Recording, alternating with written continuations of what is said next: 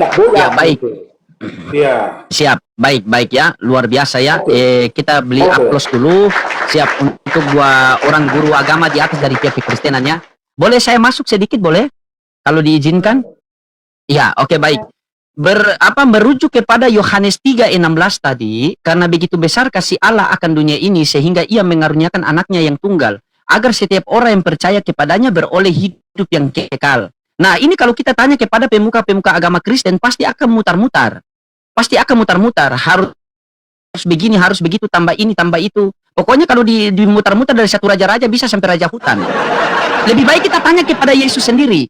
Karena begitu besar kasih Allah akan dunia ini sehingga ia mengaruniakan anaknya yang tunggal, agar setiap orang yang percaya kepadanya beroleh hidup yang kekal. Kalau kita tanya kepada Yesus, Yesus, untuk mendapatkan hidup yang kekal, kita percaya sebagai apa ini? Kata Yesus, baca Yohanes 17:3. Di dalam Yohanes 17:3 itu sudah jelas. Inilah hidup yang kekal itu, mengenal engkau satu-satunya Allah yang benar dan mengenal Yesus Kristus yang telah engkau utus. Berarti untuk mendapatkan hidup yang kekal, kita harus mengenal Yesus Kristus sebagai utusan Tuhan. Nah, tetapi di situ ada kata-kata, inilah hidup yang kekal itu, mengenal engkau satu-satunya Allah yang benar. Allah ini menurut Yesus siapa? Kita tanya lagi kepada Yesus. Bismillahirrahmanirrahim. Yesus, Allah itu siapa? Oh, Allah itu Tuhan. Dalilnya mana? Lukas 4 nomor 8. Sebab ada tertulis engkau harus menyembah Tuhan Allahmu dan hanya kepadanya lah saja engkau berbakti. Kita tanya lagi kepada Yesus. Yesus, apakah Tuhan Allah itu Tuhan aku dan Tuhan kamu juga? Iya, Tuhan kita berdua. Dalilnya mana? Yohanes 20 nomor 17. Jangan dulu memegang aku. Aku akan pergi kepada Bapakku dan Bapamu, kepada Allahku dan Allahmu. Nah, kurang lebih begitu. Jangan terlalu banyak. Nanti dibilang kita muter-muter. Silakan Bu Santi atau Ustadz mau kasih pendapat sedikit, silakan. Ya. Silakan Bu Santi. Itu saya ya. Jadi saya mengomentari masalah iman. Berarti kan yang ditangkap bapak-bapak ini, iman itu dinilai dari bagaimana ucapan. Ya kan begitu ya Pak ya. Berarti kan mengimani Yesus cukup dengan mengatakan saja, saya percaya kepada Yesus gitu ya. Dan itu pekerjaan yang paling gampang sekali sih Pak, gampang banget untuk dilakukan. Kalau saya hanya mau diuji dari situ iman saya gitu. Jadi mungkin terlalu mentah sekali untuk menguji iman seseorang hanya dari ucapan gitu ya. Nah, karena juga kan di Alkitab dibilang kan ucapan iman tanpa perbuatan itu mati gitu. Yang berat itu perbuatannya. Mati. Iya, jadi saya di sini hanya belajar mau jujur untuk mempengaruhi teman-teman supaya cara beragama sama bertuhan itu sudah benar begitu. Melalui saya yang mungkin berani untuk memulai. Karena saya kan juga merendahkan hati saya, Pak. Saya juga kan di sini belajar, bukan mau menantang Bapak. Nah, masalah polemik Yesus ini memang sampai sekarang buktinya bermunculan, Pak, aliran-aliran baru gitu loh. Artinya, kalau kita melihat secara positif, berarti orang-orang sekarang itu mulai kritis. Mulai berani memberontak akan kaidah-kaidah yang sudah lama. Dan itu saya menghargai gitu Pak. Jadi saya menghargai perbedaan walaupun di sesama Kristen. Tapi kan saya mau meminta, kenapa bisa begitu? Nah, yang menjadi polemik itu kenapa Yesus ini diragukan, dia sebagai Tuhan, memang banyak sekali ayatnya. Nah, salah satunya ini saya tanya nih dari Bang Loding ini ngebuka semua dan itu jadinya saya baca satu-satu. Saya pernah dengar mungkin waktu itu Bang Loding saya kan jadinya sesekali buka YouTube-nya Bang Loding dari posting-posting video live ini sebelumnya ya.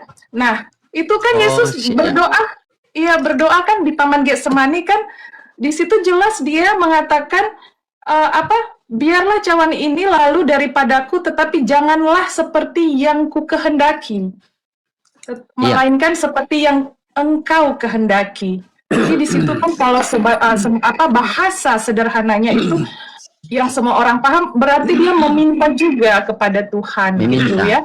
Betul. Iya, meminta gitu. Coba Bu Santi sedikit Bu Santi ya. Coba saya kasih analogi sedikit. Kalau di dalam Bible, di dalam kitab suci sudah tertulis bahwa ini adalah kacamata. Tiba-tiba datang seorang pastor atau seorang pendeta menjelaskan bahwa ini adalah handphone. Apakah ini penjelasan yang sesuai biblika atau tidak? Tidak. Tidak. Coba Ibu Santi bisa baca Kisah Para Rasul 4 nomor 27. Lah tolong berikan mereka berdua untuk menjelaskan. Nah, saya mengasih analogi seperti itu. Kisah Para Rasul 4:27. 4 ayat 27. Sebab sesungguhnya telah berkumpul di dalam kota ini Herodes, Antipas, dan Pontius Pilatus beserta bangsa-bangsa lain dan suku-suku bangsa Israel melawan Yesus, hamba-Mu yang kudus yang telah Engkau urapi. Nah, analoginya begini. Ketika di dalam kitab suci sudah menuliskan bahwa ini kacamata, datanglah seorang pendeta menjelaskan bahwa ini adalah handphone, berarti penjelasannya ngawur. Di dalam Kisah Para Rasul 4:27 sudah jelas tertulis bahwa Yesus adalah hamba-Mu yang kudus yang Engkau urapi. Kalau di dalam kitab suci sudah tertulis bahwa Yesus adalah seorang hamba yang kudus yang Engkau urapi, tiba-tiba datang seorang pastor, seorang pendeta menjelaskan dia menjadi Tuhan. Rancu atau tidak itu? Dan satu orang pun pendeta ketika menjelaskan Yesus tentang ketuhanannya, saya rasa tidak akan pakai dalil. Kalau tidak percaya kita bisa buktikan malam ini. Karena tidak ada. Kisah Para Rasul 4:27 Yesus hamba Tuhan. Kisah Para Rasul 3:13 Yesus hamba Tuhan. Yohanes 17:3 Yesus utusan Tuhan. Yohanes 17:8 Yesus utusan Tuhan. Yohanes 5:37 Yesus utusan Tuhan. Yohanes 11:42 Yesus utusan Tuhan. Matius 11:25 Yesus bersyukur kepada Tuhan. Matius 12:15 Yesus hamba Tuhan. Matius 15:15 Yohanes 15:15 Yesus mendengar firman dari Tuhan. Yohanes 12 nomor 9 Yohanes 12 49 sampai 50 Yesus diperintahkan oleh Tuhan. 10 dalil menceritakan Yesus hamba Tuhan, Yesus anak manusia. Tiba-tiba datanglah seorang pendeta menjelaskan Yesus adalah Tuhan. Ini ibaratnya di dalam Bible sudah tertulis bahwa ini kacamata, tetapi ada seorang pendeta menjelaskan bahwa ini adalah handphone. Coba minta penjelasan dari mereka berdua. Jelaskan tentang ketuhanan Yesus. Bisa tidak menjadi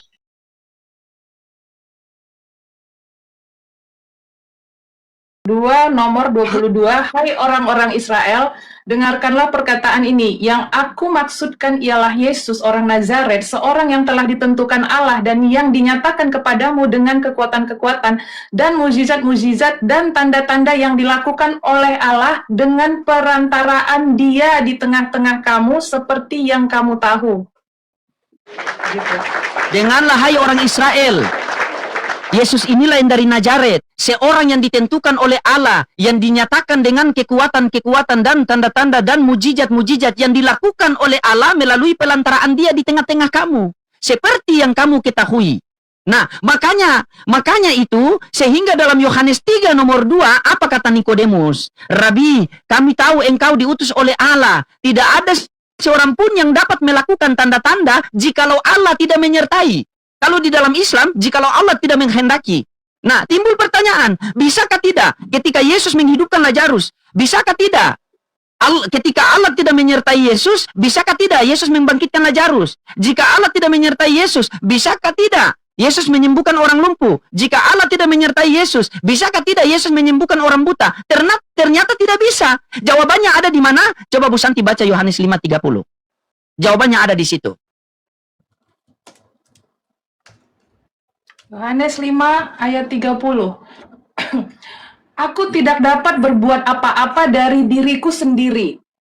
Aku menghakimi sesuai dengan apa yang aku dengar, dan penghakimanku adil, sebab aku tidak menuruti kehendakku sendiri, melainkan kehendak Dia yang mengutus aku. Coba Bu Santi, berpikir secara logika ya. Tidak mungkin agama mematikan. Iya, sabar. Terakhir. Iya, terakhir. Iya, terakhir, Pak. Iya, terakhir ini. Coba Ibu Santi berpikir secara logika. Jangan sampai agama mematikan akal. Tidak mungkin agama mematikan akal. Ketika Bu Santi baca Yohanes 5:32, Yohanes 5 nomor 30, ada berapa sosok di situ Bu Santi? 2. Ada 2 sosok. Ketika sudah ada 2 sosok, mana Tuhan langit? Sabar.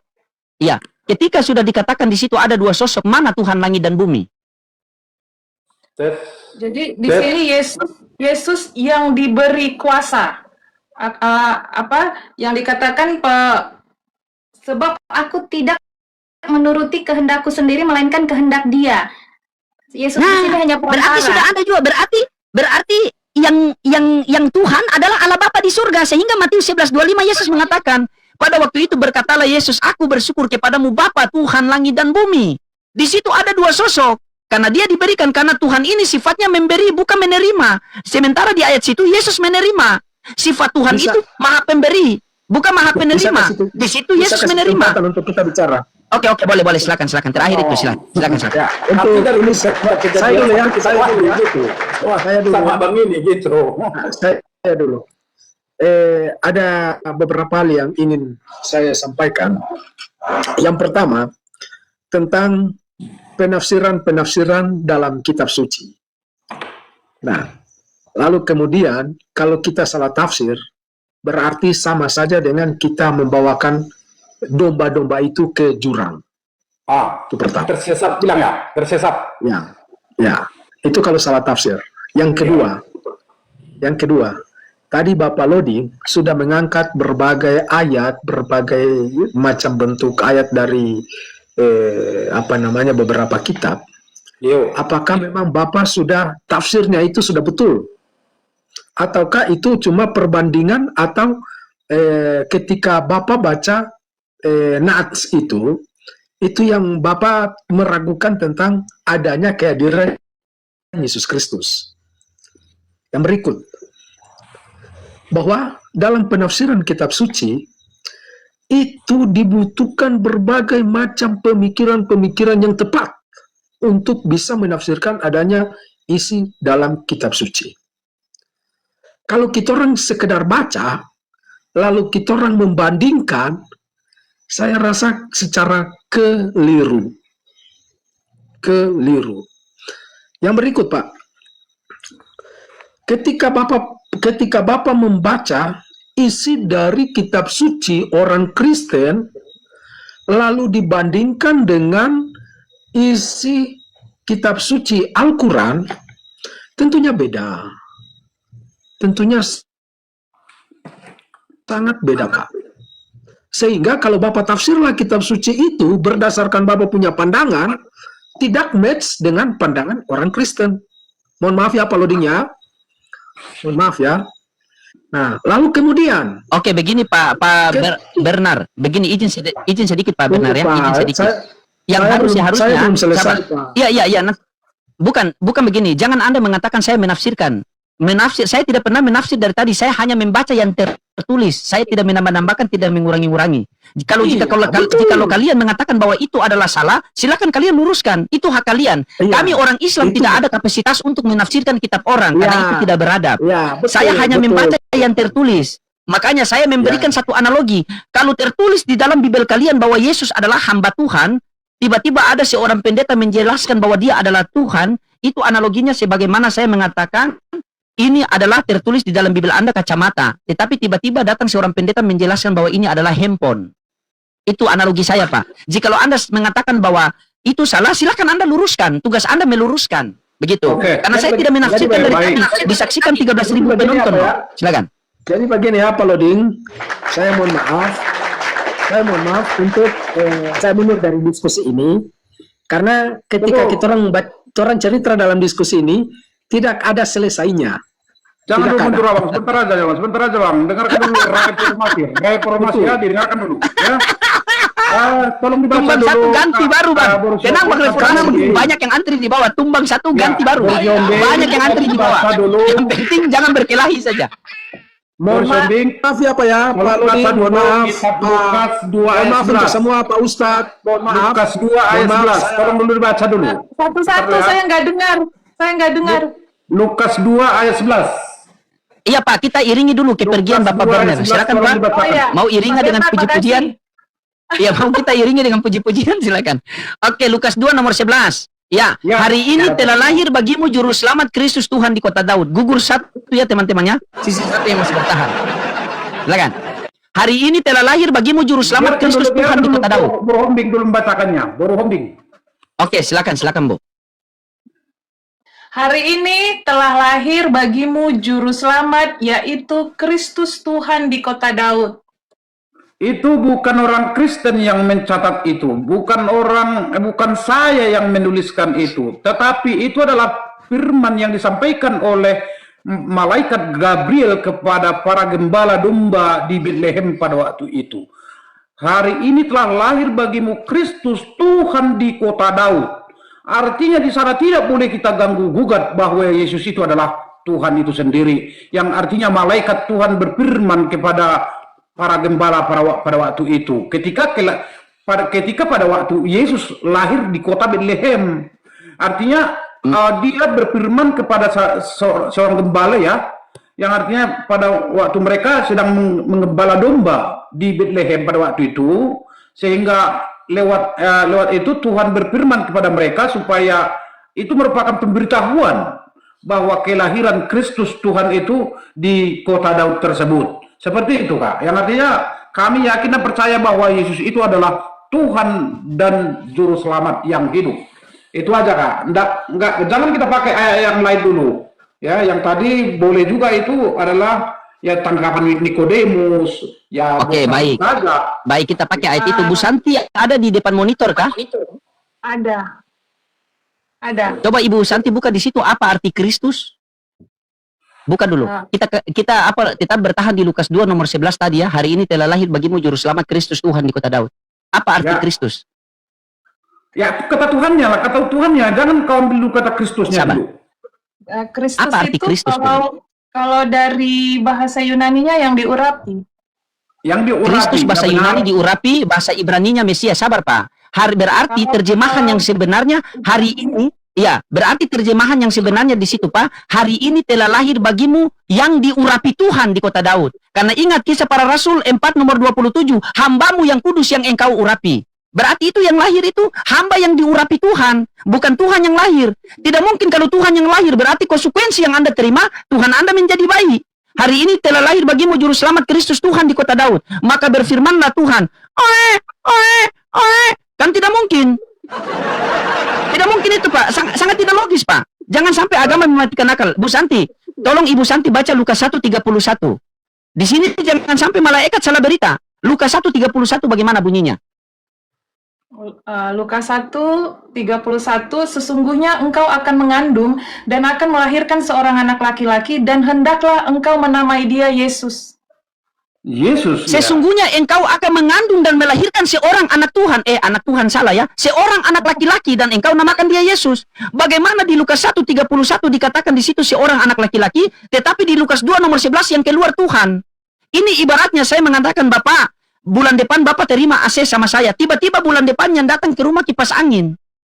Berarti cuma dua. Kalau Bibel salah terjemahan, malaikat salah berita. Berarti yang betul di situ, Kristus artinya diurapi. Berarti hari ini telah lahir bagimu juru selamat yang diurapi Tuhan di kota Daud. Karena dia diurapi Tuhan. Karena kalau Anda mengatakan itu Tuhan lahir, konsekuensi yang kedua Anda terima, coba Bu Santi baca Lukas 2 nomor 21. 22, Lukas 2 nomor 21 sampai 22. Konsekuensi yang Anda terima. Lukas 2 nomor 21 sampai 22. Nomor 21 sampai 22. Berbunyi, dan ketika genap 8 hari dan ia harus disunatkan, ia diberi nama Yesus, yaitu nama yang disebut oleh malaikat sebelum ia dikandung ibunya. Dan ketika genap waktu pentahiran, menurut hukum Taurat Musa, mereka membawa dia ke Yerusalem untuk menyerahkannya kepada Tuhan. Kalau Yesus adalah Tuhan di Lukas 2 nomor 11, berarti konsekuensi yang Anda terima ada dua Tuhan. Dan genaplah waktu pentahiran menurut hukum Taurat Musa, mereka membawa dia itu Yesus, ke Yerusalem untuk menyerahkan kepada Tuhan. Berarti Tuhan Yesus diserahkan kepada Tuhan siapa? Tuhan. Dan yang kedua, konsekuensi Tuhan Anda disunat ke Allah Bapa. Berarti ada dua. Masa Anda guru agama tapi bagaimana? Kayaknya mesti belajar sama saya Pak. Tenang saja. Per bulan yang penting 1 tahun lah bisa beli Fortuner boleh. Iya, yang penting bisa beli. Target saya Fortuner. Karena begini Pak, Anda STH, saya PST. PST peneliti sekolah teologi Pak. JMC jangan modal congor. Jadi saya berbicara itu data semua Pak. Begitu. Itu PST peneliti sekolah teologi. Begitu Pak. Itu gelar saya tuh Pak. Sah-sah saja Bang. Silakan. Kalau memang hanya penyelesetan atau penyelesetan ya namanya, membuat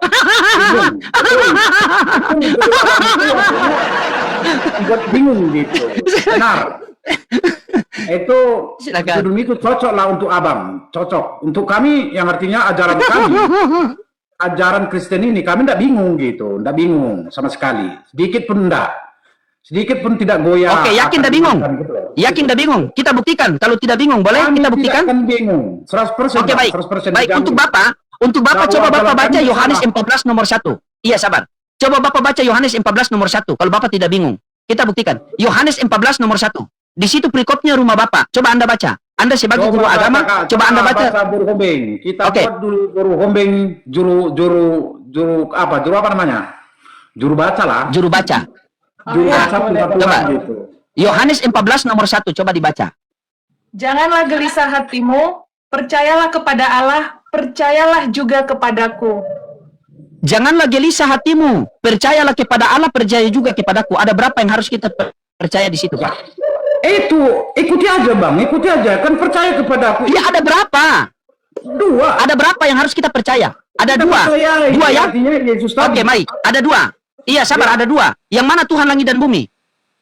Wah, kembali kita kaji yang artinya pencipta ya. Yang mana Tuhan langit dan bumi, Pak? Kalau ada 2. Yang mana Tuhan langit dan bumi? Coba, kalau Anda tidak bingung, jelaskan sama saya. Di situ ada 2 yang harus kita percaya. Karena ada kata juga. Janganlah gelisah hatimu, percayalah kepada Allah, percaya juga kepadaku. Berarti ada 2 yang harus kita percaya. Yang mana Tuhan langit dan bumi? Makanya Bang yang ketiga tadi yang artinya Tritunggal itu berguna sama kami. Artinya percaya kepada Bapa. Saya tanya Anak, kepada Anda, di situ kan Anda sendiri yang bilang ada 2. Saya tanya, yang mana Tuhan langit dan bumi? Kalau tidak tahu, saya kasih tahu. Nggak usah dikasih tahu Bang, kami sudah tahu ya artinya Allah Bapa itu Ya sebagai sudah. pencipta langit dan bumi, Yesus itu sebagai Tuhan dan Juru Selamat, Roh Kudus itu adalah sebagai penolong dan penghibur bagi kami. Mana datanya? Betul Bang? Datanya mana? Data. Saya minta data. Data mana data? Data nggak usah saya kasih tunjuk kepada Abang karena Bang mau nantinya yang artinya Abang salah fungsikan gitu seperti itu. Oke, Bang. Anda dengar baik-baik. Nah, Anda dengar baik-baik, Pak. Anda, iya, sabar. Jaga, Anda Pak. dengar baik-baik. Iya, oke, Anda dengar baik-baik. Gantian dulu kita ya. Di dalam Yohanes 14 nomor 1, janganlah gelisah hatimu, percayalah kepada Allah, percaya juga kepadaku. Kita tanya kepada Yesus langsung. Yesus percaya kepada Allah Bapa sebagai apa? Sebagai Tuhan langit dan bumi. Dalilnya mana? Matius 11:25. Pada waktu itu berkatalah Yesus, aku bersyukur kepadamu Bapa, Tuhan langit dan bumi. Nah, terus percaya juga kepadaku, berarti percaya kepada Yesus. Tanya kepada Yesus, Yesus percaya kepada kamu sebagai apa? Yesus mengatakan, baca Yohanes 11:42. Apa bunyinya? Ya Bapa, aku tahu engkau selalu mendengarkan aku. Tetapi di sekelilingi banyak orang ini, aku pengen agar mereka percaya bahwa engkaulah yang telah mengutus aku. Jadi ada 2 yang kita percaya. Percaya kepada Allah Bapa sebagai Tuhan langit dan bumi. Percaya kepada Yesus sebagai utusan Tuhan langit dan bumi. Jika kita sudah percaya dua-dua ini, maka kita berhak mendapatkan hidup yang kekal yang dijelaskan dalam Yohanes 17:3. Inilah hidup yang kekal itu, mengenal engkau satu-satunya Tuhan yang benar dan mengenal Yesus Kristus yang telah engkau utus. Clear? Kalau di dalam Islam, asyhadu an la ilaha illallah wa asyhadu anna Muhammad Rasulullah. Tidak ada Tuhan yang berhak disembah selain Allah dan Nabi Muhammad adalah utusan Allah. Asyhadu an la ilaha illallah Yeshua Hamasya Rasul Allah. Selesai perkara, Pak. Itu data. Kalau Anda bantah, berarti salah. Kita kasih Matius tolak, kasih Lukas tolak, kasih Yohanes tolak, kasih Tikus mabok. Marilah, soal bismillahirrahmanirrahim meeting tapi dulu tapi kudu gilarakin kepe baginakin. Nah kan, itu ada juga bagi kami Bang. Artinya seperti ini bahasanya. Bismillahirrahmanirrahim meeting tapi dulu tapi kudu gilarakin kepe baginakin. Nah kan. Itulah Bang, sama kayak Abang itu, artinya asal ucap gitu. Iya silakan, kalau begitu Anda yang jelaskan. Anda tidak bisa menjelaskan, tetapi ketika Artinya seperti ini Bang, jangan ada orang menjelaskan, masa saya sebagai Islam berbicara kebenaran, Anda tidak mau menerima walaupun saya itu adalah Islam. menyelintir gitu. Silakan Bu Santi, masuklah. Ayat per Sedikit. ayat atau pas apa yang dituntut Abang Katolik tadi, artinya maka Abang bawa itu ke ranah penafsiran yang salah seperti itu Bang. Itu dia. Silakan Anda menjelaskan kalau Anda bilang itu salah, biar Ibu Santi mendapat wawasan dari Anda sebagai guru agama di bagian Protestan. Anda kan Begini, sebagai Bang. guru, silakan Anda menjelaskan biar Ibu Santi mendapatkan. Masih 52 apanya itu Silakan, nawarnya itu tolong dari bawah dulu di yang artinya udah panjang Kok, lebar untuk orang. kenapa fokus di koin lagi? Aduh bagaimana ini pendeta perpuluhan lagi. Kok fokusnya ke koin Pak? Coba Anda jelaskan Yohanes 14:1 itu Butuh pakai perikopnya dua, Bang. Butuh berapa? pakai data gitu, seperti itu, Bang. Nah kan, bagaimana nih Bu Santi? Masa pendeta kok Karena guru peralatan agama kok semua begini? ini, peralatan semua. Makanya saya bilang itu bisa dilihat dari perbuatan kita. Harusnya seorang guru agama nggak Betul, boleh Bu ngomong Santi. masalah monetisasi di sini, Pak. Itu yang sulit, Pak.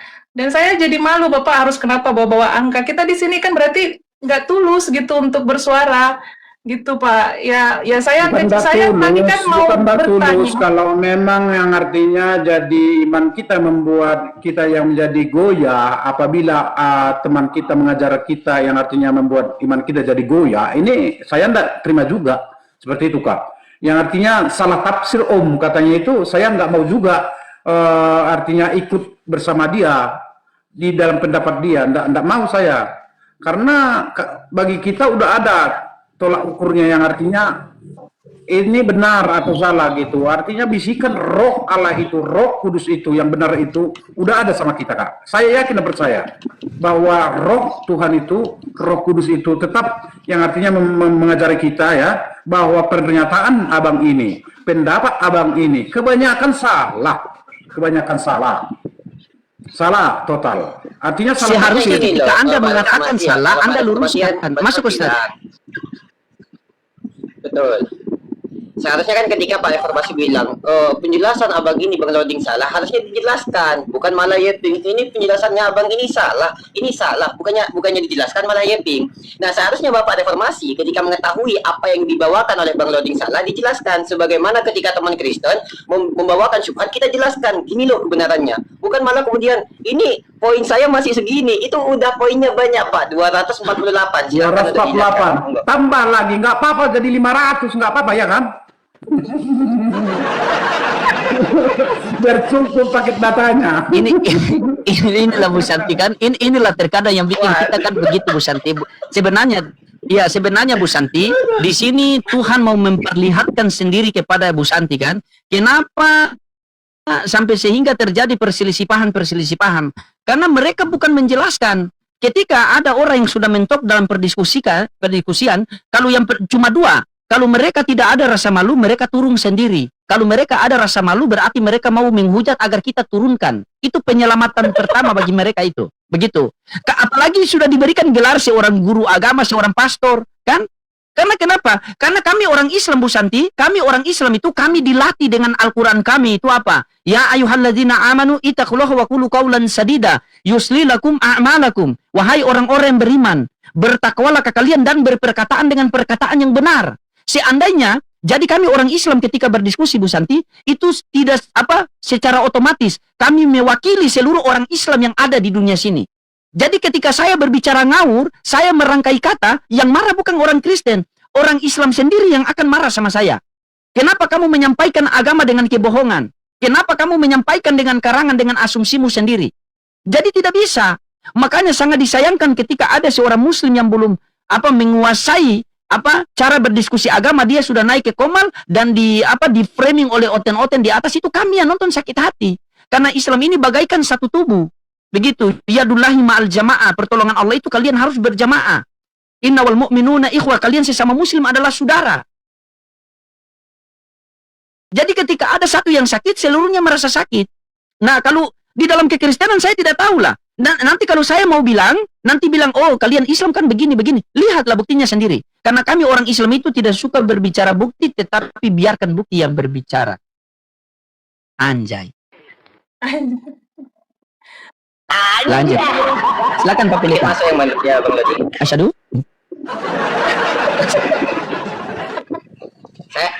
Saya sedikit masuk Bang Lodi. Sila berkat-berkat sama Pak Guru di atas, kalian ini ya. di bawah. Masuk Ustaz.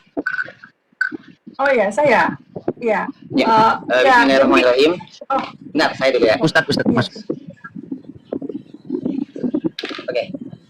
Jadi gini Mbak Santi sama Pak Reformasi ya. Saya justru melihat bahwasanya apa yang disampaikan sama Bang Loding itu, ketika kita mau melihat, membandingkan, kan di dalam agama Islam itu ada istilahnya muqabalah. Muqabalah itu perbandingan agama, satu agama dengan agama yang lain.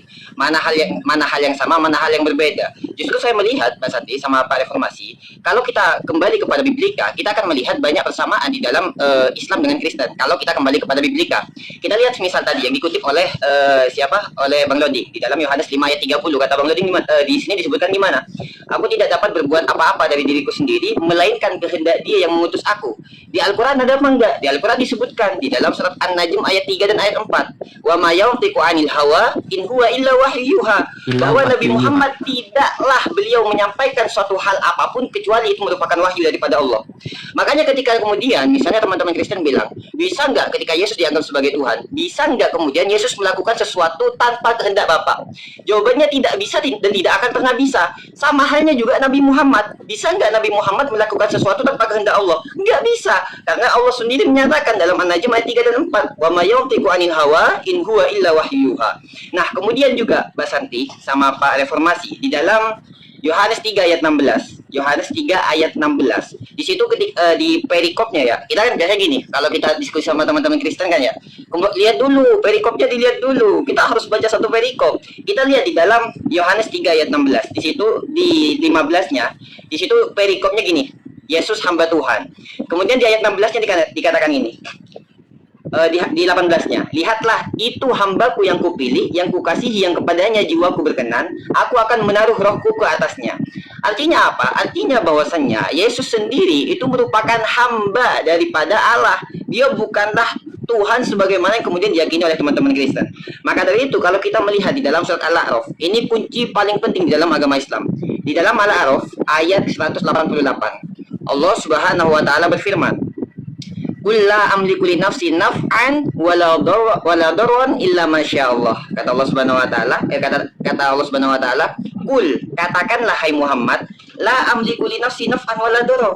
Saya tidak bisa melakukan suatu manfaat, tidak bisa melakukan suatu mudarat illa masyaallah, kecuali atas kehendak Allah. Jadi apa yang dilakukan oleh Nabi Muhammad, dia tidak bisa melakukan apa-apa kecuali atas kehendak Allah. Sama kayak Yesus, aku tidak bisa melakukan apa-apa kecuali kehendak Bapa. Jadi makanya saya katakan, ketika kita kembali kepada Biblika, ketika teman-teman Kristen kembali kepada Biblika, kita akan melihat lebih banyak persamaannya daripada perbedaannya. Makanya dari situ kemudian saya melihat ini teman-teman yang kemudian sekarang mulai sadar kembali kepada Biblika, mereka akan lebih menemukan persamaan dengan umat Islam daripada dengan teman-teman yang satu keyakinan sendiri, hanya berbeda denom. Saya kira begitu Bang Lodi sama Mbak Santi. Iya, luar biasa. Silakan Bu Santi. Kasih tanggapan sendiri. Biarkan beliau masih tunggu sampai 500 baru mau beli handset. Ya, makasih. Iya, ya seperti kata Ustaz. Silakan Bu Santi. Ya, ya memang penjelasan itu akan menjadi sama ketika memang posisi Yesus itu hampir sama seperti Nabi Muhammad kan, utusannya. Nah, iya saya setuju. Tapi di sini saya sebenarnya apa saya panggil Pak Guru. Sebenarnya saya itu ingin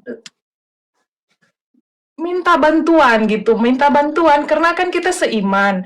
Saya justru tadi mau masuk itu karena saya berharap ada jawaban yang bisa buat saya yakin dari tadi kan karena disebut 2 pendeta. Jadi saya sangat tertarik tadi.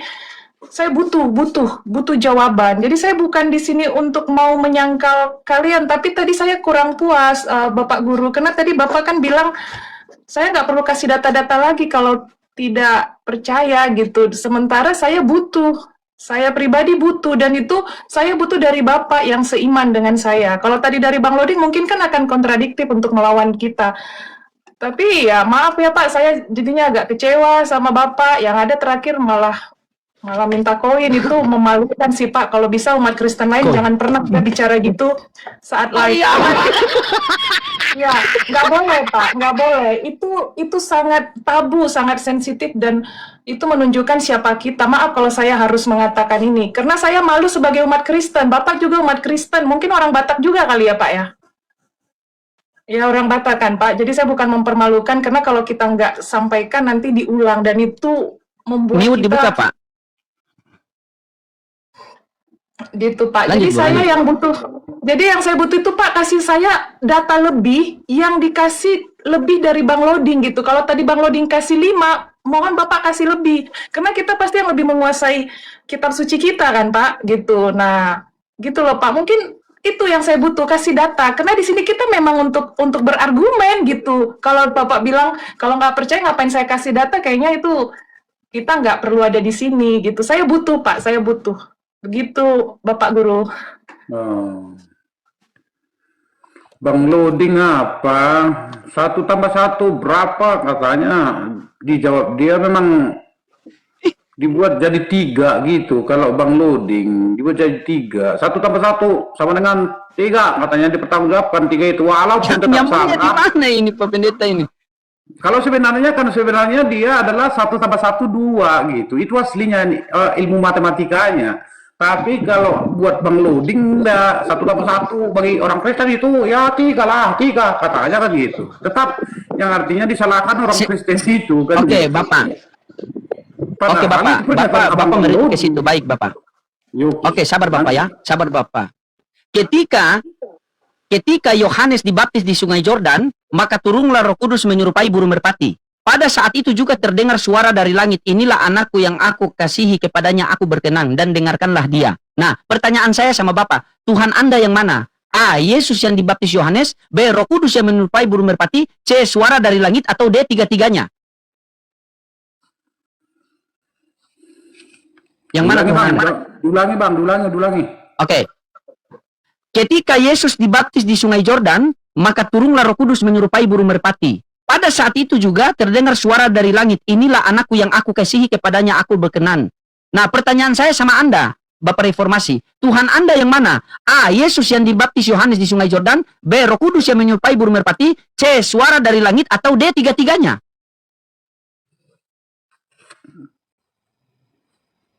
Kembali tiga-tiganya kita akui itu Bang Nah, itu kan Loading. berarti Tuhan Anda 3. Anda sendiri yang bilang 3. Kembali yang tadi Anda sendiri yang bilang 3. Kalau orang Kristen juga dibaptis juga harus di dalam nama Bapa, Putra, dan Roh Kudus. Harus itu ketiga-tiganya itu diucapkan itu. Satu pun tidak boleh tinggal itu kalau mereka menerima baptisan ya, baptisan kudus harus diucapkan oleh pendeta itu Bang, yang artinya namanya contoh si Simon.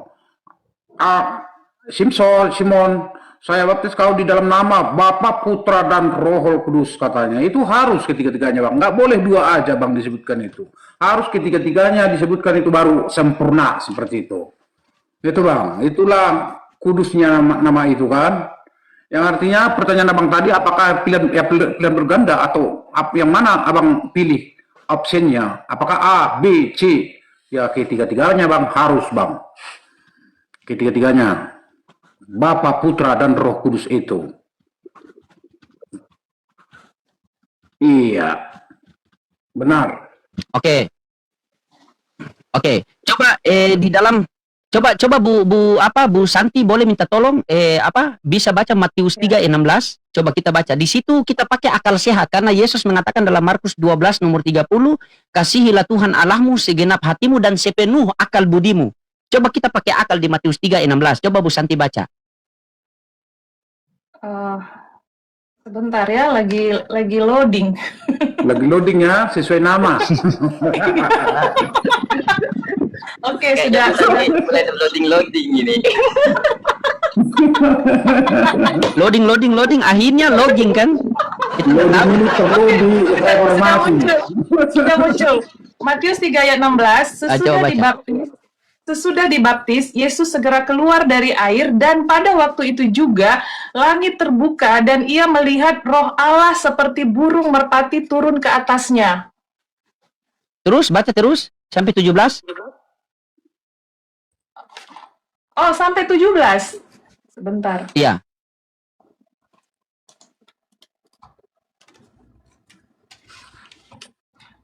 Yang 17-nya, lalu terdengarlah suara dari sorga yang mengatakan, inilah anakku yang kukasihi, kepadanya lah aku berkenan. Iya. Ada berapa keberadaan situ Bu Santi kalau menurut akal sehat? Ya 2. Bukan 2, 3. Roh Allah yang menyerupai burung merpati, suara dari langit, dan Yesus yang dibaptis di Sungai Yordan. Ada 3 di situ, Bu. Oh, Coba dari Ibu dua ayat perhatikan itu. baik-baik. Iya, iya, Ya, dari 2 ayat itu. Ada 3 kan? Iya, ada 3. Nah, ada 3. Kita mau terima atau tidak terima, di situ ada 3 menurut akal sehat. Yang satu hanya terdengar suara dari langit, yaitu Allah Bapa. Yang satu Roh Kudus yang menyerupai burung merpati. Yang satu manusia yang sedang dibaptis. Pertanyaannya yang mana Tuhan? Kalau bilang 3-3 Tuhan dalam satu hakikat, itu 3 hakikat loh. Hakikat manusia adalah daging. Hakikat burung, hakikat Roh Kudus sudah sudah berubah menjadi burung, binatang, kan? Dan suara dari langit, hakikat Bapa tidak terlihat. Di situ ada 2 hakikat. Di situ ada 2 hakikat. Coba, kalau Anda mengatakan bahwa 3 di dalam 1, kalau 3 di dalam 1 itu namanya satu kesatuan. Sementara pengajaran Yesus satu-satunya, satu kesatuan dan satu-satunya itu berbeda. Begitu. Bapa, Firman, Roh Kudus. Yohanes 1 nomor 1 Roh Kudus ketinggalan. Pada mulanya adalah Firman. Firman itu bersama-sama dengan Allah dan Firman itu adalah Allah. Di mana Roh Kudus? Coba.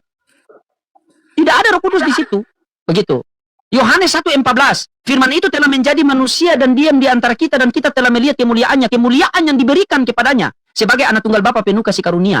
Di situ ada kata diberikan. Berarti ada yang memberi, ada yang menerima. Yang memberi adalah Allah Bapa, hakikatnya tidak terlihat, dan yang menerima adalah Yesus yang hakikatnya sudah menjadi manusia. Berarti ada 2 keberadaan. Yang Tuhan yang mana? Pasti dibilang 2-2. Berarti Tuhan kamu 2. Pasti dibilang 1. Coba. Bagaimana Anda mau lolos dari situ? Gitu. Kita orang Islam baca yang tertulis saja. Kita tidak boleh menafsirkan kitab orang. Tidak boleh. Coba buat Bapak reformasi. Coba saya mau tanya apa kepahaman Anda di dalam Bible. Coba Anda bacakan saya 1 Timotius 6 nomor 16, Pak. Bagaimana penjelasan Anda di situ? 1 Timotius 6 nomor 16. Timotius 6 Nomor 16. ayat 16, bukan nomor Bang, ayat Bang. Kau pun perlu Iya, oke, belajar. ayat 16. Iya, ayat 16. Dialah satu-satunya yang tidak takluk kepada maut, bersemayam dalam terang yang tak terhampiri. Seorang pun tak pernah melihat dia, dan memang manusia tidak dapat melihat dia. Baginya lah hormat dan kuasa yang kekal. Amin. Itu merujuk kepada siapa? Merujuk kepada siapa itu? Ayat itu. Ayat ini merupakan pujian atau doksologi yang menekankan sifat-sifat keagungan Allah. Dialah satu-satunya yang tidak takluk kepada maut, bersemayam di dalam terang yang tak terhampiri. Tidak ada seorang pun yang dapat melihat dia dan manusia pun tidak bisa melihat dia. Ayat itu merujuk kepada siapa? Sosok siapa yang diceritakan dalam ayat itu? Sosok kepada Allah gitu. Allah Bapa. Berarti Allah Bapa tidak terlihat, tidak terhampiri. Bagaimana cara kita mengenal Allah Bapa yang tidak terlihat dan tidak terhampiri? Bagaimana caranya? Coba. Ini jangan salah Bang ya, dalam kitab Timotius ini jangan abang salah, yang artinya ini merupakan doksologi atau puji-pujian ya. Apa Puji-pujian. lagi doksologi itu, Pak? Wah, nggak nyampe abang ke sana ya, ilmu teologi abang nggak nyampe. Bukan ke nggak sana. nyampe, pakai bahasa-bahasa sehari-hari saya, doksologi lah. Pakai bahasa sehari-hari saja, Pak, coba. Doksologi itu Bang adalah puji-pujian bagi orang Kristen. Doksologi. Iya terserah kalian puji, tapi sosok itu sosok siapa? Sosok Allah Bapa. Iyalah abang yang bilang gitu, abang kebanyakan udah salah menurut iman orang Kristen. Bukan Pak, yang saya tanyakan, kalau ayat itu merujuk kepada Allah Bapa yang di sorga, berarti Allah Bapa tidak terlihat, tidak terhampiri. Bagaimana cara kita mengenal Allah Bapa itu yang tidak terlihat, tidak terhampiri? Bagaimana caranya? Apakah dia datang sendiri ke dunia atau dia mengutus utusannya untuk memperkenalkan dirinya? Dan mana dalilnya? Bagaimana cara kita mengenal? Contoh di dalam Islam, ya. Tuhan orang Islam siapa? Allah. Dalilnya mana? Atau Quran surah Toha ayat 14. Toha ya Ustaz ya. Innani anallah, ya. Toha ayat 14. Nah, aku ini adalah Allah. Oh, berarti Tuhannya orang Islam adalah Allah. Iya, Allah itu nama apa gelar? Allah itu nama. Dalilnya mana? Al-Fatihah ayat 1. Dengan menyebut nama Allah yang Maha Pengasih lagi Maha Penyayang. Bagaimanakah bentuk Allah itu? Dijelaskan dalam Asy-Syura ayat 11. Laisa kamitslihi syai'un, dia tidak serupa dengan makhluk. Bertimbul lagi pertanyaan, kenapa dia tidak serupa dengan makhluk? Dijelaskan lagi dalam Al-Quran. Karena tidak ada suatu pun yang setara dengannya. Al-Ikhlas. Nah, terus bagaimana kita bisa melihat dia? Dijelaskan juga dalam Al-Quran. Dia tidak dapat dijangkau oleh penglihatan mata. Terus bertanya lagi, kalau dia tidak dapat dilihat oleh jangkauan mata, bagaimana dia membuktikan kalau dia ada? Dijelaskan lagi dalam Al-Quran, Fusilat ayat 53, bahwa Allah akan menampakkan keberadaannya dari ciptaannya. Terus timbul lagi pertanyaan, apakah ada ciptaan Allah yang tidak bisa ditolak manusia? Ada, dijelaskan lagi dalam Al-Quran. Quran surah Luqman ayat 10, Allah menciptakan langit dan bumi tanpa tiang. Manusia siapa mau tolak itu? Itu sudah jelas, dalil semua itu. Ketika kalian bertanya tentang Islam kepada kami memberikan dalil. Kalian mau percaya atau tidak itu urusan kalian, yang penting ada dalilnya. Tetapi permasalahannya ini ketika kami bertanya tentang Kristen, kalian tidak memberikan dalil. Kalian memberikan pemahaman kalian sendiri. Kami tuntut dalil baru Anda mengatakan, buat apa saya kasih dalil? Begini Pak, yang menonton di bawah itu bukanlah semua Muslim. Pasti ada orang Kristen yang awam, yang mungkin mereka yang sepahaman dengan Bu Santi, tetapi mereka tidak punya keberanian untuk naik ke Komal. Tetapi dengan izin Tuhan, maka Bu Santi digerakkan hatinya untuk naik di atas Komal, supaya bertanya kepada Anda sebagai guru agama dalam kekristenan. Agar Anda memberikan dalil-dalil itu, supaya mereka bisa mendapat pencerahan. Ternyata di sini, Anda pun yang dapat pencerahan dari saya. Jadi besok-besok sekolah Anda itu saya kontrak lah. Nanti kita bagi 2. Minimal saya target Fortuner, Pak. Per bulan berapa Pak gaji di situ, Pak? Per bulan berapa gaji di situ, Pak? Hah? Per bulan berapa, Pak? Oh, ini itu enggak harus diapain itu Bang. Itu rahasia itu. Oh, iya, jalur belakang saja, Pak. Nanti saya minta nomor WA, Pak. Golongan aja. Golongan Bapak A. Oke, gitu. oke. Bapak Abang. Kita jalur langit saya, Pak. Iya. Iya. Oh. Silakan Bu Santi, sampaikanlah Bu Santi. Saya mute dulu, dari tadi saya banyak bicara soalnya. Mau ngopi dulu, lanjut. Silakan Ustaz. Sama Bapak. Iya, Bapak Guru, sebenarnya tadi Bapak itu sudah aman. Tadi saya sudah senang tadi Bapak kasih ayat Lukas 2 ayat 11. Cuman karena mungkin Bang Loding langsung banyak kasih ayat lagi, mungkin di situ Bapak tadi langsung mungkin goyang. Padahal sebenarnya saya menunggu itu gitu, menunggu. Untuk Itu kan Tuhan, Kak Borohombing, satu aja cukup, pegang satu itu. Itu aja menjadi kunci bagi kakak, berarti sukses kakak gitu. Yang artinya jangan karena banyaknya, yang artinya banyak yang diucapkan oleh Bang Loding, jadi kakak kembali goyah, itu salah kak, ya. Jangan seperti itu ya, maksud tentang siapakah Yesus itu kan gitu. Lukas 2 ayat 11. Wah, itu paham loh. Ya, kita kan sedang berargumen, Pak. Kalau udah selesai, berarti nanti udah selesai ininya, live-nya. Kan, artinya kan, Bang Loding kan dia memberikan data lain, ayat lain untuk menyangkal itu, gitu. Nah, harusnya tadi saya berharap Bapak bisa memberikan referensi yang lain, gitu, untuk menguatkan tadi yang Lukas 2 ayat 11, begitu, Pak. Gitu, bisa nggak? Karena saya, ya, ingin jawaban yang lebih, gitu. Masih penasaran gitu. Ya, karena tadi kan ada perlawanan yang dikasihkan banyak ayat, itu sampai saya catat loh, untuk melawan tadi yang Lukas 2:11, dari mulai, Yohanes 20:17, KPR 2 ayat 22, Yohanes 3:30, Yohanes 14:1, gitu kan. Nah, itu kan jadinya kontradiktif lagi sama Lukas 2 ayat 11, gitu. Jadi dia banyak yang berlawanan, gitu, Pak. Nah, ini yang dipakai Bang Loding untuk menyangkal ketuhanan Yesus tadi, gitu. Nah, harusnya tadi Bapak kasih data yang baru, gitu. Jadi saya juga bisa dukung. Oh ya. Iya. Kembalilah kita dulu ke apa tadi dulu. Timotius 6 tadi ayat 16 ya. Iya, 1 Timotius 6 nomor 16, ayat 16. Di situ kan sosok Allah Bapa. Bagaimana cara kita mengenal Allah Bapa itu yang tidak terlihat, tidak terhampiri? Apakah dia datang sendiri ke dunia, atau dia mengutus utusannya yang datang ke dunia untuk memperkenalkan dirinya? Karena sosok ini tidak terlihat. Bagaimana cara kita mengenal dia? Apakah dia datang sendiri ke dunia, atau dia mengutus utusannya datang ke dunia untuk memperkenalkan dia? Dan seharusnya Bapak pakai dalil, biar Kristen-Kristen yang awam, saya juga yang masih belajar, saya catat ini Pak nih. Supaya saya bisa dapat ilmu dari Bapak. Begitu Pak, ini saya catat, Bapak lihat nih. Ini adalah dari Paulus ya, dari Paulus ia menuliskan surat itu kepada Timotius, untuk membimbing Timotius pada saat itu, bahwa Timotius ini adalah pemimpin seorang muda, masih muda gitu. seorang muda yang ditempatkan di jemaat Efesus,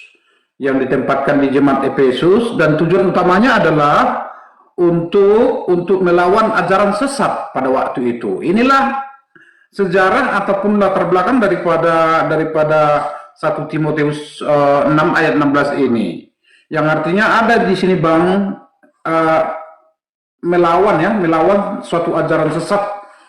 Makanya dituliskan oleh Rasul Paulus kepada Timotius ini, kitab 1 Timotius 6 ayat 16 ini. Artinya supaya memperlengkapi Timotius juga, artinya memperlengkapi imannya supaya kuat. Karena ada tantangan yaitu ajaran sesat tadi, ajaran sesat yang menghampiri Timotius, ya, supaya dia tidak tersesat gitu. Itu yang Anda baca, dia punya latar belakang, Pak. Itu latar belakang ayat itu saya tahu, Pak. Yang saya tanyakan, di dalam 1 Timotius 6 nomor 16 itu kan, dialah satu-satunya yang tidak takluk kepada maut, bersemayam di dalam terang yang tak terhampiri. Tidak ada seorang pun yang dapat melihat dia, dan manusia pun tidak bisa melihat dia.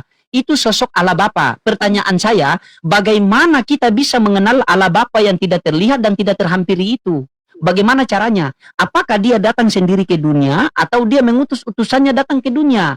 Kalau yang Anda menjelaskan tadi itu latar belakang ayat itu untuk menguatkan iman di Timotius, saya tahu itu. Tapi sosoknya itu, bagaimana kita bisa kenal sosok itu? Sementara dia tidak terlihat, dia tidak terhampiri. Apakah dia datang sendiri ke dunia, atau dia mengutus utusannya datang ke dunia?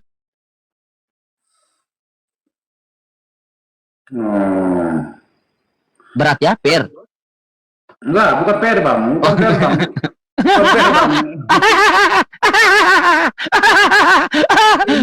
Ini menunjukkan atau menekankan sifat-sifat keagungan daripada Allah itu, Bang. Yang artinya dalam doksologi atau dalam puji-pujian yang dibuat oleh Rasul Paulus tadi, ini merupakan sifat daripada Allah itu, Bang.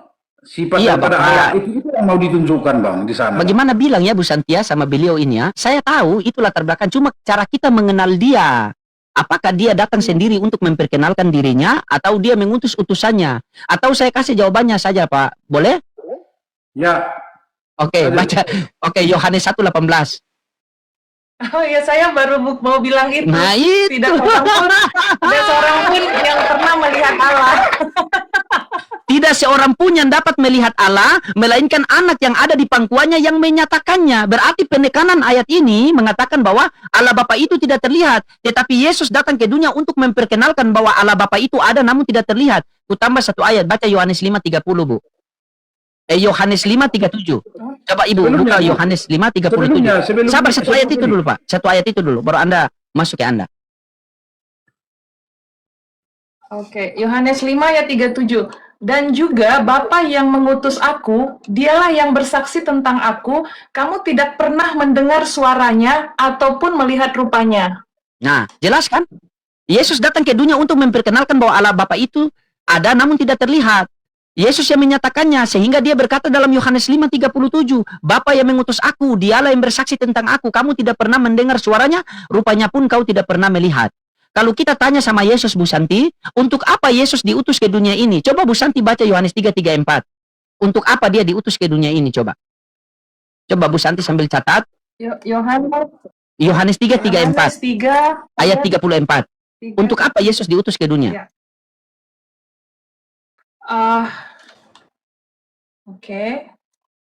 Sebab dia yang diutus Allah menyampaikan firman Allah, karena Allah mengaruniakan rohnya dengan tidak terbatas. Sebab dia yang diutus oleh Allah, dia menyampaikan firman Allah, karena Allah mengaruniakan rohnya dengan tidak terbatas. Timbul pertanyaan, apakah benar Yesus menyampaikan firman Allah? Coba baca Yohanes 17:8. Apakah benar Yesus menyampaikan firman Allah? Yohanes 17 ayat 8.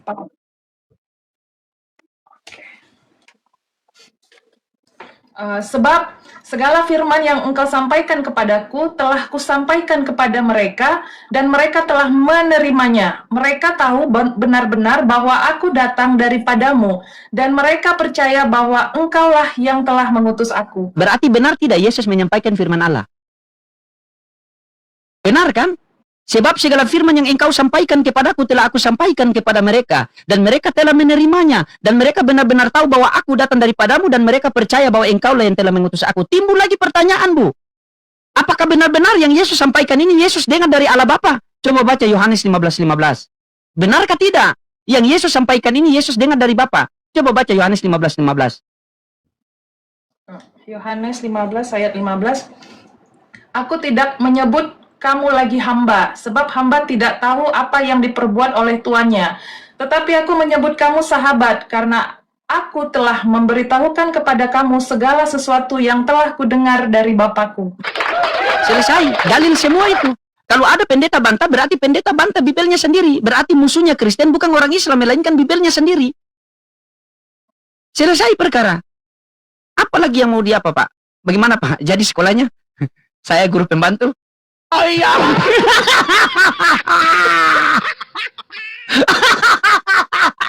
Ya, mungkin kita akui Bapak Guru, memang Bang Loding ini sangat menguasai Alkitab. Jadi ya, ya kita butuh pendeta yang lebih senior.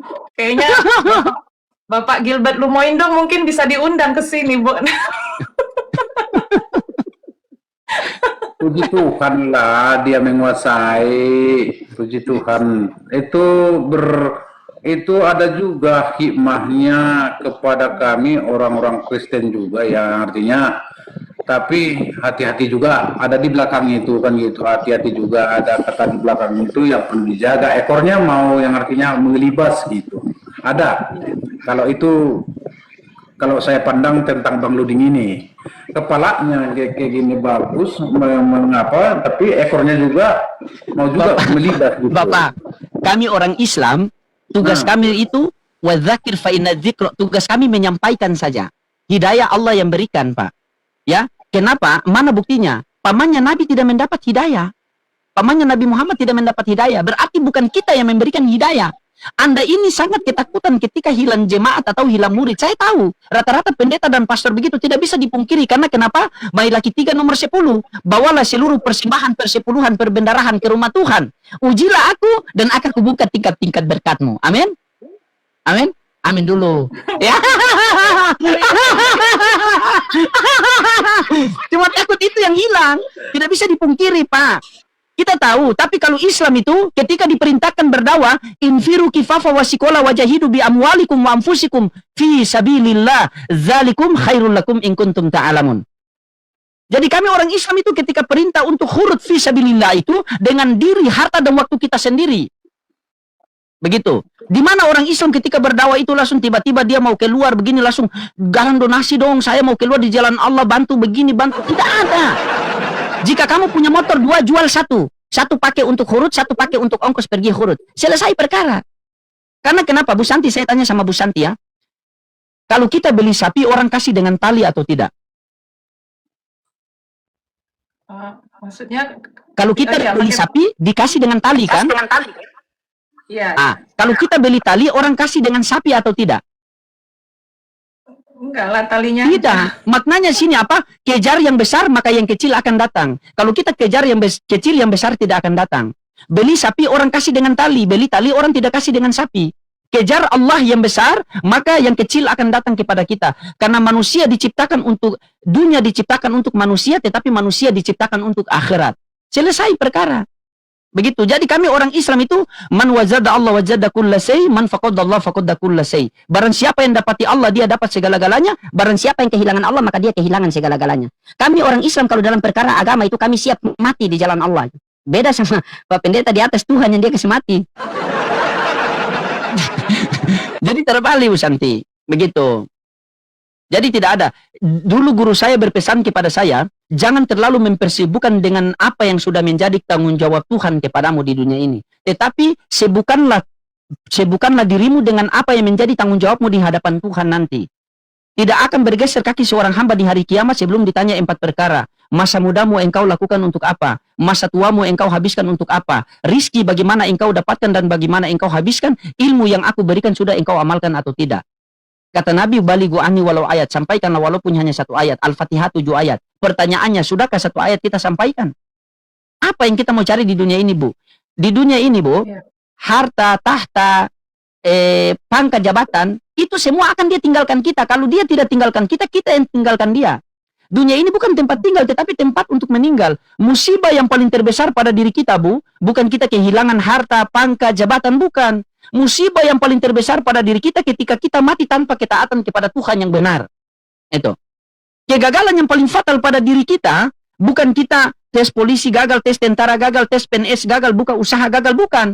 Kegagalan yang paling fatal pada diri kita ketika kita menghadap Tuhan dan tidak mendapat ridho Tuhan. Ketika kita menghadap Tuhan dan tidak mendapat kasih karunia Tuhan. Karena dengan kasih karunia Tuhan itulah kita akan dimasukkan ke dalam surga. Orang masuk surga itu bukan karena amal baik, bukan. Kalau perbuatan baik orang bisa masuk surga, Islam berbuat baik, Kristen berbuat baik, berarti berhak untuk masuk surga. Tetapi kita masuk surga itu karena ridho Allah. Untuk mendapatkan ridho Allah kita butuh amal baik. Untuk mendapatkan amal baik kita butuh perbuatan baik. Untuk mendapatkan perbuatan baik maka kita harus butuh perkataan yang benar. Dan di dalam Al-Quran telah mengatakan, "Waman asyanu qawlan mimman da'a ilallah wa amila sholihan wa qala innani minal muslimin." Tidak ada perkataan yang lebih baik daripada perkataan mengajak orang taat kepada Allah. Apakah di Bible ada? Ada. Lukas 4 nomor 8. Sebab ada tertulis, engkau harus menyembah Tuhan Allahmu dan hanya kepadanya lah saja engkau berbakti. Jadi seluruh para nabi itu mereka diutus ke dunia untuk menyeru kepada satu Tuhan. Contoh Musa, di tengah-tengah Bani Israel, apa kata Musa? Shema Israel Adonai Elohenu Adonai Echad. Dengarlah wahai orang Israel, Tuhan Allah kita, Tuhan itu Esa. Ketika Musa kembali kepada Tuhan, diutus lagi Yesus di tengah-tengah Bani Israel. Perkataan yang sama Yesus sampaikan dalam Markus 12:29. Dengarlah hai orang Israel, hukum yang terutama ialah wahai orang Israel, Tuhan Allah kita, Tuhan itu Esa.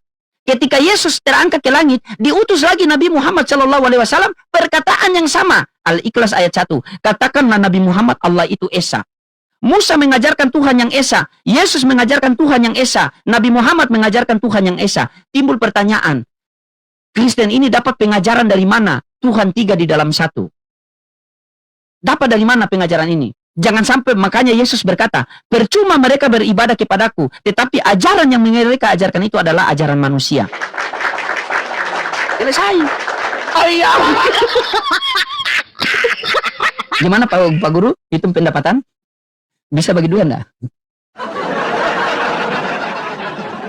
Silakan Bu Santi. Mau tanggapi Pak Guru? Silakan. Bukan Miu, tanggapi Pak Guru. Silakan. Sambil Bapak Guru lagi menunggu cari jawaban, mungkin saya kan Bang Loding percaya kan kita valid kalau mengambil data dari Alkitab kan. Nah, yang mengatakan Yesus Tuhan itu Paulus, dan itu kan memang tertulis dalam Alkitab begitu. Kan yang itu yang kami ikutin begitu Bang Loding. Yang mengatakan, oke, coba kita kasih komparasi Bu ya. Yang pertama begini, apa arti Kristus Bu? Kristus adalah apa? Kristen itu artinya apa Bu? Kristen. Coba kita ambil itu dulu. Coba saya sama Ibu sedikit ya. Apa arti Kristen Bu? Pengikut Yesus. Pengikut Yesus. Oke, baca Roma 10 nomor 8 sampai 9. Coba Ibu baca. Roma 10 ayat 8 sampai 9. Coba kita lihat ya. Bentar saya lihat di sini jangan sampai Roma 10. Oke. Ayat 8 sampai 9. Saya baca ya. Tetapi tidak Roma 9, ya Roma 10 nomor 9. Nomor 9. Oh, Roma 10 nomor 9. 9, ayat 9 ya. Coba baca. Oke. Roma 10 ayat 9, sebab jika kamu mengaku dengan mulutmu bahwa Yesus adalah Tuhan dan percaya dalam hatimu bahwa Allah telah membangkitkan Dia dari antara orang mati, maka kamu akan diselamatkan. Oke, di dalam Roma ini kan perkataan Paulus, benar tidak Bu? Sepakat kita ya? Iya. Oke, di dalam Roma 10 nomor 9 Paulus mengatakan, sebab jikalau kamu mengaku dengan mulutmu bahwa Yesus adalah Tuhan dan percaya dalam hatimu bahwa Allah telah membangkitkan Dia dari antara orang mati, maka kamu akan diselamatkan. Paulus di Roma 10 nomor 9 Paulus mengatakan Yesus Tuhan, benar Bu? Iya, betul. Oke, Ibu baca Lukas 4 nomor 8, buka lagi Lukas 4 nomor 8. Lukas 4 nomor 8. Oke. Tetapi Yesus berkata kepadanya, ada tertulis, engkau harus menyembah Tuhan Allahmu dan hanya kepada Dia sajalah engkau berbakti. Oke, Kristen artinya apa Bu? Pengikut Yesus. Oke, di dalam Roma 10 nomor 9 Paulus mengatakan Yesus Tuhan, di dalam Lukas 4 nomor 8 Yesus mengatakan Allah Bapa Tuhan. Kalian mau ikut yang mana? Ya. Katanya Kristen pengikut Kristus. Di dalam Roma 10 nomor 9 Paulus mengatakan Yesus adalah Tuhan. Barang siapa yang mengaku dengan mulutnya bahwa Yesus adalah Tuhan, maka dia selamat. Di dalam Lukas 4 nomor 8 Yesus mengatakan bahwa sebab ada tertulis engkau harus menyembah Tuhan Allahmu. Kristen pengikut Kristus, kalian ikut yang mana? Ikut Yesus apa ikut Paulus? Karena Paulus mengajarkan Yesus adalah Tuhan, sementara Yesus mengajarkan bahwa Allah Bapa adalah Tuhan. Makanya Kristen itu kita selalu mengatakan bahwa Kristen ini pengikut Kristus, penyembah Yesus. Kalau Islam pengikut Yesus, penyembah Allah Bapa. Yang mana yang kita mau ikut? Coba Ibu berpikir. Sebelum saya jawab, Bang Loding, Yesus yang berkata kan, Yesus yang berkata di surat apa ini tadi, surat Lukas. Lukas 4 nomor 8. Ya, yang nulis ini berarti Lukas. Iya, Lukas. Berarti yang menulis ini Lukas kan? Iya, berarti itu kan Lukas, berarti Lukas yang menulis. Ya, berarti pernyataan Yesus yang ditulis Lukas itu kontradiktif sama yang ditulis sama Paulus. Ya, kalau saya disuruh pilih pasti mendengar apa yang kata Yesus. Nah, apa yang kata Yesus? Oke, Ibu tahu enggak kalau Paulus itu bagaimana, coba Bu? Kita kaji sedikit tentang Paulus ya. Sabar. Nih.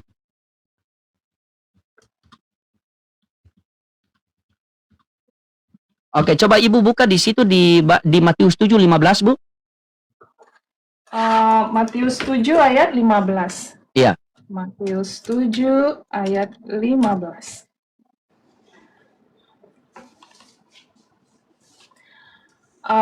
Waspadalah terhadap nabi-nabi palsu yang datang kepadamu dengan menyamar seperti domba, tetapi sesungguhnya mereka adalah serigala yang buas. Waspadalah terhadap nabi-nabi palsu yang akan datang kepadamu. Ini Yesus mengatakan kepada murid-muridnya. Pertanyaannya, yang datang kepada murid-murid Yesus, Paulus apa Nabi Muhammad?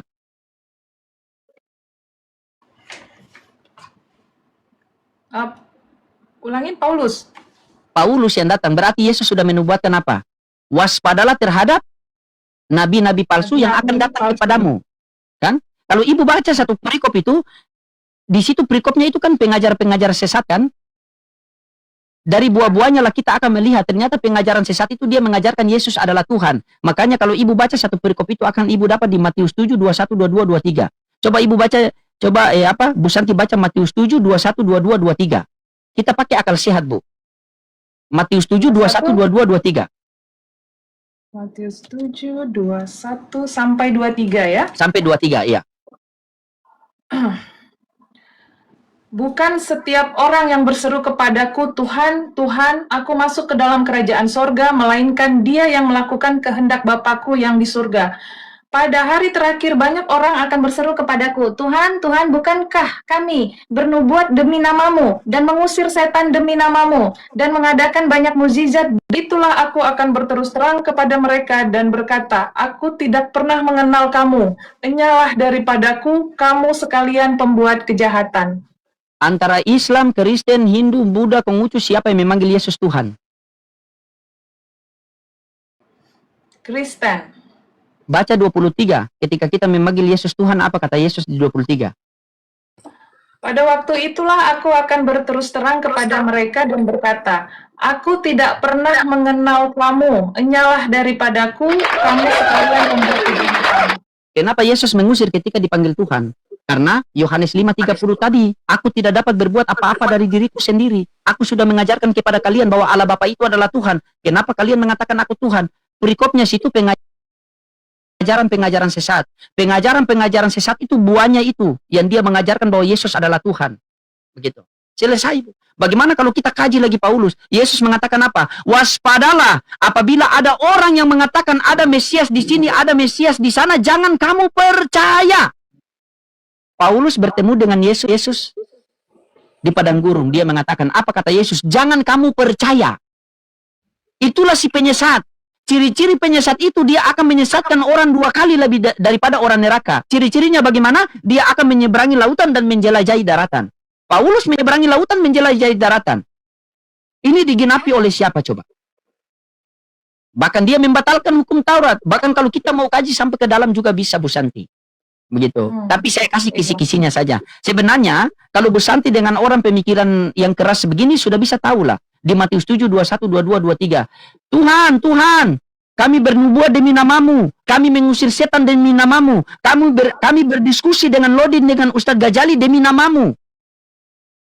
Apa kata Yesus di 23? Nyalah kau dari hadapanku, sang pembuat kejahatan. Kenapa dikatakan kejahatan? Karena aku bukan Tuhan. Makanya apa Ustadz? Ketika Nabi Isa alaihissalam ditanya oleh Allah, saya lupa ayatnya itu, apakah kamu yang mengatakan bahwa kamu dan ibumu adalah Tuhan? Maka apa kata Nabi Isa mengatakan, ya Allah, kalau aku mengatakan seperti itu, engkau yang lebih tahu. Ya. Gitu. Itu dalilnya di mana Ustadz? Lanjut Ustadz. Biar kita komparasi dua dalil. Silakan. Bapak gurunya hilang ya? Iya. Takut jemaatnya kelihatan. Nanti dia turun pakai HP 1. Oh iya. Di mana ayat itu Ustaz? Langsung sekalian Itu penjelasan. ada di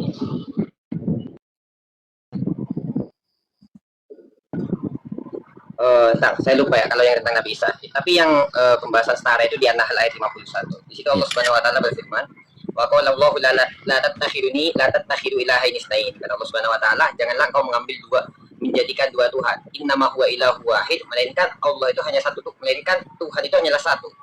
Fa iya ya farhabun, maka hanya kepadalah akulah yang kamu harus takut. Tapi sebenarnya gini Bang Lodi, sebelum saya lanjut ya, sebenarnya saya ini on mic mau ngomong sesuatu Bang Lodi. Di sini udah ada Bang Lodi. Oh sudah aja. Katakan ada, saya mau izin turun dulu. Insya Allah nanti lain waktu, nanti insya Allah saya naik lagi. Soalnya kemarin ini Mbak Santi, ketika Mbak Santi naik, pas kemudian Bang Loding itu asli terungkat kan ya kemarin yang pas Mbak Santi naik terakhir kali itu kan akunnya Bang Loding terungkat, Mbak Santi nggak balik lagi kan? Iya, karena saya kira udah selesai gitu, jadi saya Tidak Bu langsung Santi. Ini saya punya HP ini, kalau begini dia sudah ngelek dari tadi. Di sini Bu Santi ngelek loh. Nggak percaya ya? Di sini dia sudah mulai, di sini kelihatan tuh Bu Santi dari tadi ngelek-ngelek tidak bergerak. Nih, begitu saja nih. Ya. Itu kenapa? Karena handphonenya tuh mau rungkat lagi. Bukan, nggak tahu biasa handphonenya dia ngelek-ngelek gitu. Bu Santi cuma diam begitu saja dari tadi tuh. Cuma begini saja. Dari tadi tuh begini. Begitu. Terkadang dia panas. Mungkin banyak harus reset ulang kan?